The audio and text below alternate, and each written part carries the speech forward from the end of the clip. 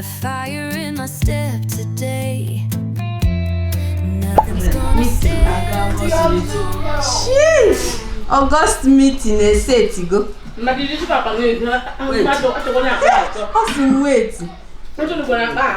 Look at my mother-in-law now. See now. See now with her koi. Hey, my chapokwa. Ezo.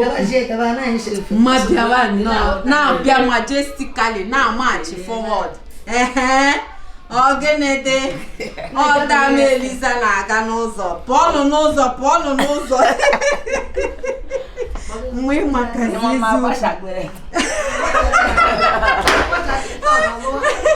Bona na-acha akwa sisi. Mma oichete mi ga-aga meeting taa. Ifil Okay, iwetacha onwe. Zoto eba. Don't go long na ma tutu. But you are okay now, right? Really? Okay. Ngwan Ijeoma. Okay. Anyị na-eche gị soon. Werekwe nwayọ o. Favor say gị bye. Hey, bye. Ma biko lerukwa anya do. A ga-enyere gị aka. Okay, ngwa. See ya later.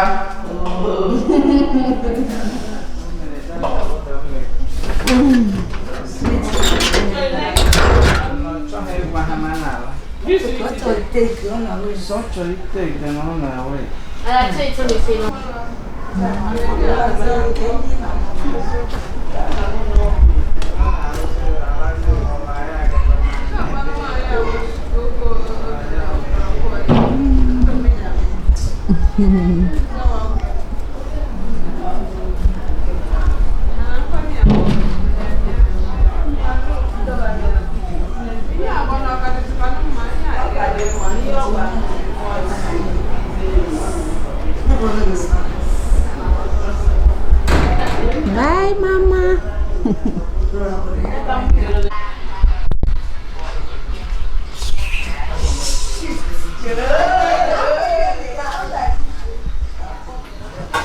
I carry good news. Come. How? For that or her soup. Hey!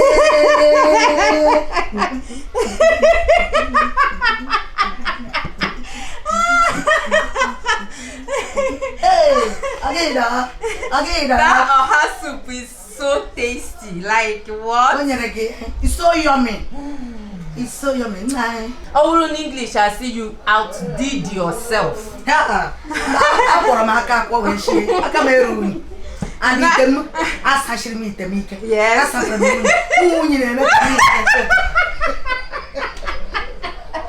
Okay, when we go to my auntie. Yes, we get push out. She didn't mean I thought on Kanato.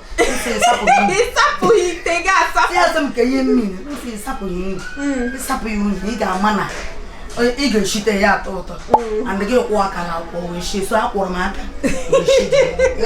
Yes, so yes. So I won't talk since I hope you be my last mark, I must fulfill it. Okay. It's a must in the check a cash batamaka. All right. So yeah, you will what doors again. My God, I'm sure you will know when we're boosting carbon. Yes, so I'm cash.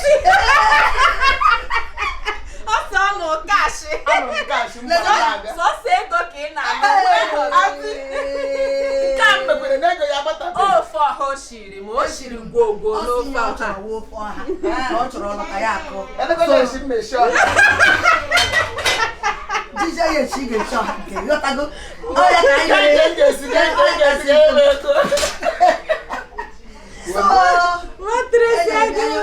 Can you see my jollof rice? Jollof rice. It's so yum. Nego fresh tomatoes. Nego do. Just look at. Just look at. It's yummy. I know na room here I couldn't sleep. Nena, see okwa. Ukwachi n'aka. Ya na-agba. Ya godoro color. If you godoro color, ya dị butter color. Auntie na-eshi gwogo. Butter color. Ị na-eshi gwogo. O yiri ife. Ka mmadụ na-eshi gwogo. Okay. Nke no chicken. Chicken ala kanta. Chicken. O jikere ejo ụkwụ ole aka ọ na so na ke gbute. Ọkọ oge nwa. Ejina art ihe ni. DJ art film Nigerian movie. Hey. All the Vivi, don't worry. Nke aba ori ikwu. Don't worry. Orago ikwu be nke m nunu ka ihe ga-esi ego. Matresi. Kwa break. Ime felu break. Ka ife ga-esi ka ihe ego. You need this here, but don't worry. Agabenu worry. Usi worry anyị na-akwado. That day, the offer tongo go say auntie menye thank you for that. So I can feel it. Body okay. Nah man. Acha menye we be like am jigba. Mba. Anyị nọ. Ị na So say ego ka na ego na nni.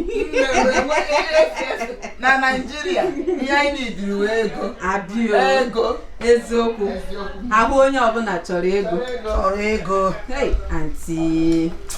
Ọwụ me gbara gị flight gị bịa na-eshiri anyị nri. Ọ gba ihe a ga-eme ya o. This my sister-in-law cooks for occasion o. African ka na-eme ya. I know she cooks for occasion if you want. Ihe mmawa ọ bụrụ na anyị na-eme. Kelewe ya.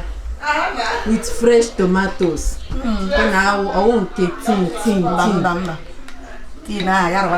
There's a special taste that fresh tomato gives to jollof rice or even stew. Fresh is fresh. Yes, of course. Fresh. Come on, do little the price. Yes. I don't know what you guys are. Me walk a V. Go see you. Auntie Azachano Kwanwa o. Ozachana wekwe nke aza forum. Koson so kaka nwe ihe niile. I get some get it. I get some get. I get all the too much. Nderi obere rie rice. I can push in. All right. Thank you. Tell me. Do you want to finish it before you bring it down? It's very, very yummy. I know it will taste yummy. See now. I wish I can finish it. You cannot. Impossible can't. Oh yeah, video my food. Oh, this is so yummy. Manano apekwa mpe o. Kekwe na anu ni na ho so na ko ha. I kere. Anyway, I'll eat eggs. No problem. So it can go around. The children can manage the egg. The important thing is let's eat food first. And fill our stomach. Yes, so it looks really nice. Favor it's so nice. Brava. See, come and see Favor.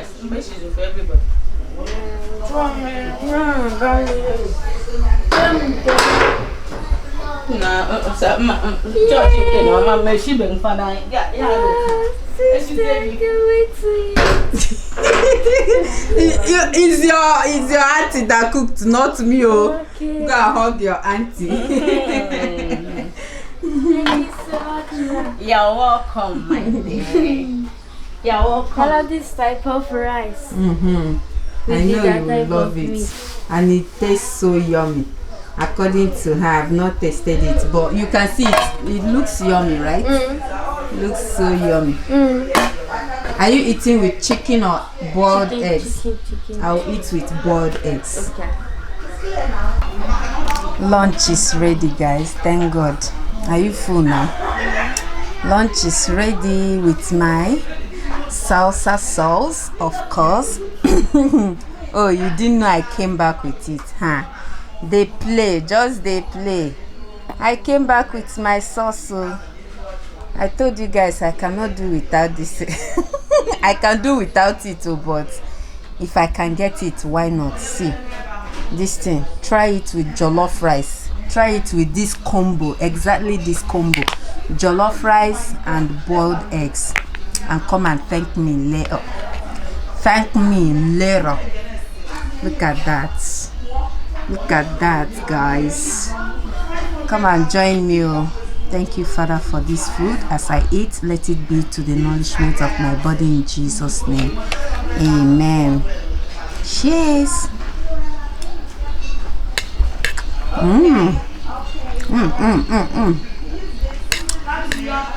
Oh, wow. Since I came back, I've only cooked once. I cooked pasta. Only pasta. They have been the ones cooking. My own is to dish out. To dish and to eat. That's my own.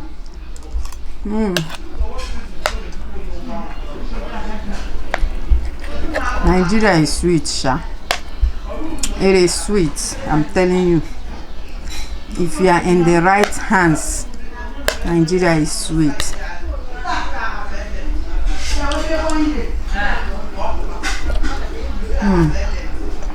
10 out of 10, minus nothing. Pure heaven, pure heaven. To step it down. If I don't add weight in this Nigeria, then I don't know when else I will add weight, because what is this enjoyment? Eh? What is this eating? Hey, yes, baby girl. Can you hear me? Oh, what happened? What happened? Ha na-aga na-ekwu akwanụ me anụ m ebe a na-adọ aka na ntị onye agakwana n'ite.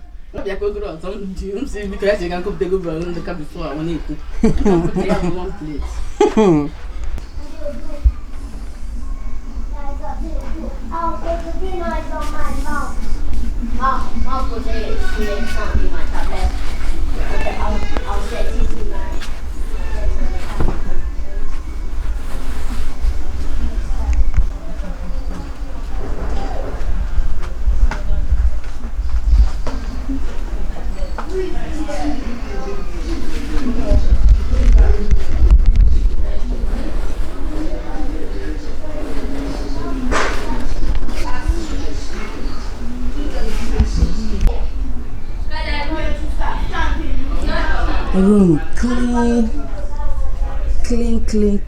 Now I can have peace of mind. It was scattered before. Yes, now I can sleep well. Our room is not that big, but we are enjoying Nigeria. That's what matters.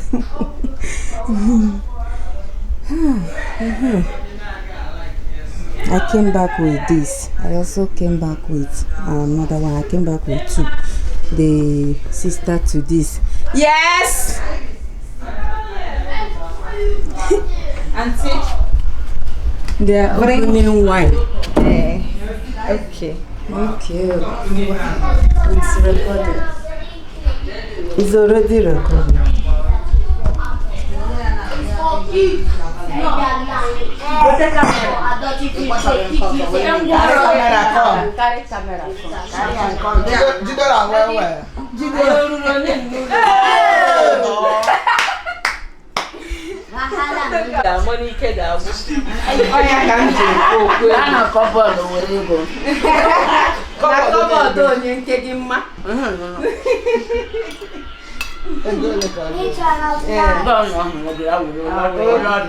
Okay, no wahala. This is not lunch. This is no, I have lunch. That's it. I'm not for your white. I go to be normal. I got weak. Oh, we need to book up. We make a choice. Cup again, low. Let me stay. Okay. I feel good. I'm fine because you're in wine. Pampers, oh, more. I'm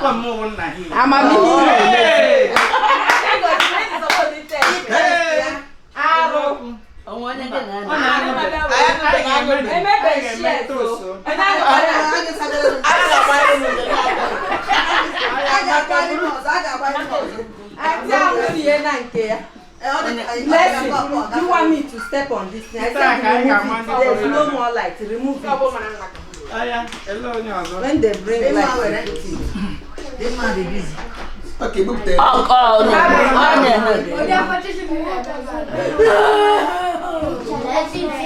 Beautiful cup. oh yeah, that's done in the shares. The key now putting here. Empty cup. I believe we're going to the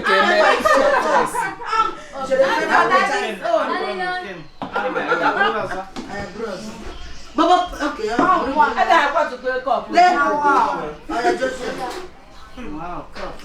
no, keep that for blessing. No one's left. No, let him carry the one you want. Blessing you don't want. One this. This one. This one. not the too much. Not too soft. I get made toast.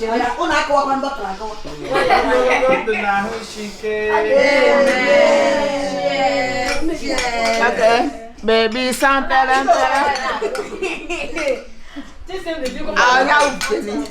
I can have to walk up on.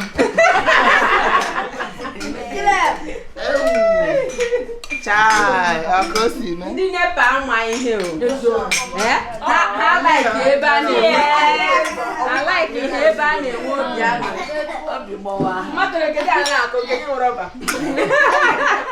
I did it. Drink it. Ngwanu, na me hold the light. It's sweet. It's yummy. Come wear it, Macan. I'm go me off. At least I know what way that what I'm.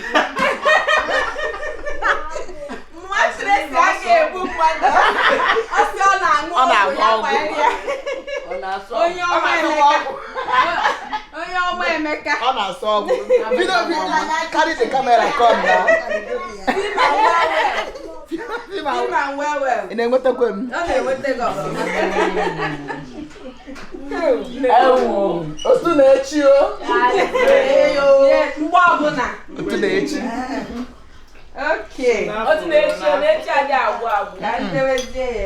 Okay. Okay.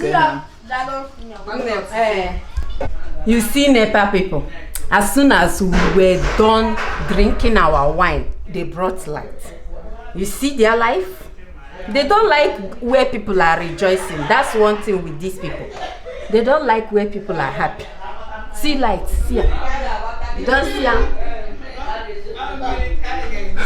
Just as we were about to on the generator, they brought light. And as soon as we were done drinking our wine, Nepal people, take your time. So, like I was saying, my room is shiny. My room is shiny. Guys, the way I'm behaving, that should tell you how much I'm enjoying Nigeria. Like, I didn't know I've been missing Nigeria this much. Eh? See family members, see happiness everywhere. Everybody's happy. Everybody's happy. Let me go and bath. Like, I'm sweating on the fan first. Let me go and bath. Catch you guys tomorrow. Today is over. Almost over. I'll see you guys tomorrow. We have somewhere to go tomorrow, but I'm not sure where and where. But I'll probably carry you guys along, okay? But until then, remain blessed and good night.